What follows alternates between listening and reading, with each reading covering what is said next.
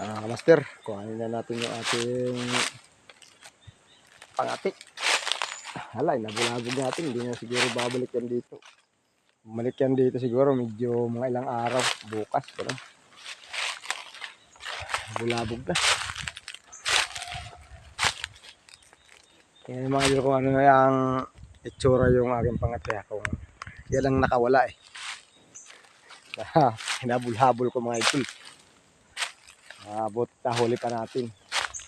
Ngayon ay na naman nagwawala na naman siya. Pag ito nakawala dito mga idol, lala na. Sigurado, hindi na siya makukuha. Malapad na ito. Mahirapan na tayo nito mag-takbo-takbo. Pero ano yan, parang hindi na masyado siyang ano.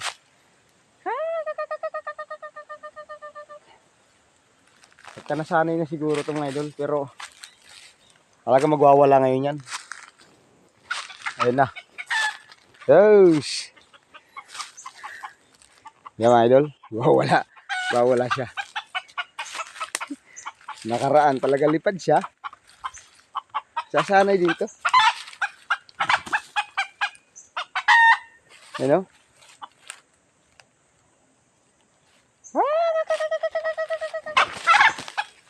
Hindi kasi siya sanay sa ano. Hindi pa sanay sa pangangati. Kaya ano pa siya. Pero masasanay dito mga idol. Titrinihin natin to. Susunod na siguro tag-araw nito medyo okay na yung mga idol. Hindi na siya makawala. Yung tali pa rin yung ginamit ko. Yung tali na ano. Yung doon siya nakawala. Yan pa rin yung tali. Kasi para magaan sa ano niya. Magaan sa paan niya. Kaso nga lang, nilagyan ko ng bakal. Saka inayos ko mga idol. Para hindi niya matangay. Hindi na siya makawala ngayon. Oh. Lagyan ko mga idol ng bakal. Para hindi na ano.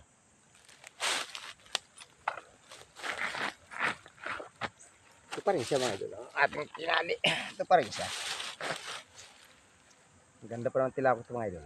Narinig nyo naman. Okay, lipat natin ito mga idol.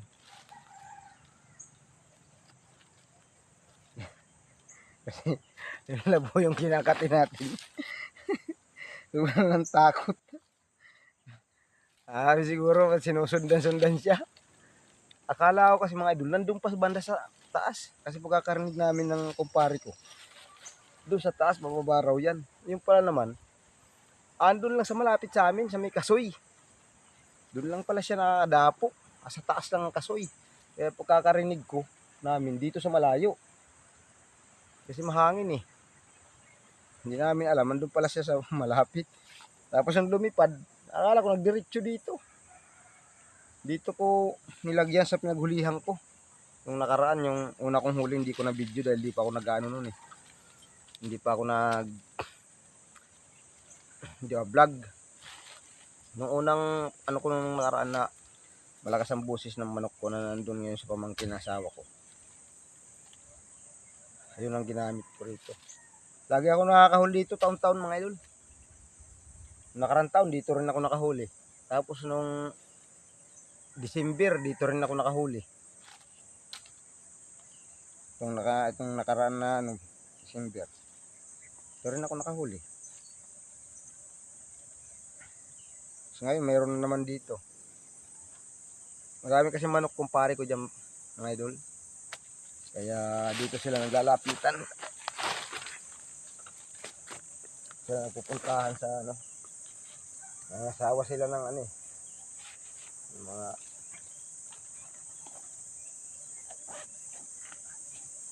kaya na natin mga idol. Titingnan natin to.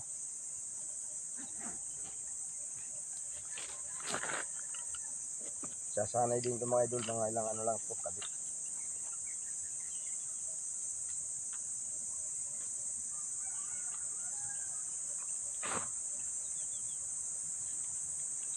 Medyo maaga tayo mga idol ngayon kasi piyesta. Piyesta ngayon sa amin lugar. Happy Piyesta sa Kamaya. Sana ay marami kayong handa. At saka birthday ng bunso ko. Birthday ngayon kaya kahit pa paano yung ano, meron tayo ng spaghetti. Pwede na yan. Daos lang ba yung birthday? Kasi alis kasi yung misis ko sa Atris papuntang Dubai. Pabakasyon. Sila at saka yung dalawang apo ko. Ay ako ayoko sumama. Wala mag-aalaga sa aking mga manok. Siyempre isang buwan yan dun. Matagal-tagal din yun. Kung hindi mapakain yung manok, kawawa naman. Kaya dito na lang ako. Dito na lang ako sa kabundukan. Sila muna doon sa Dubai. Saka maglalaba pa tayo mga idol ngayon. Dahil yung washing machine ko nasira. Palitan natin yan.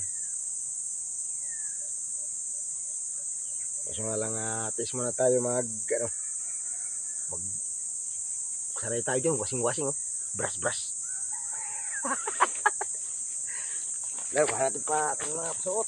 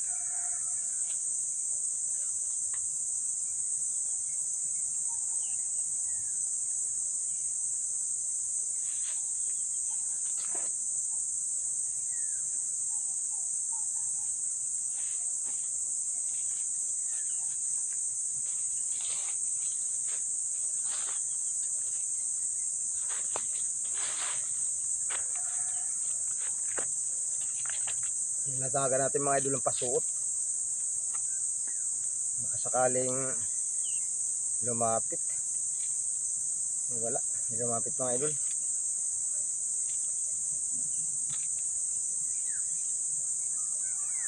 Paano lalapit mga idol bisis ko yung mga idol sa bulabog.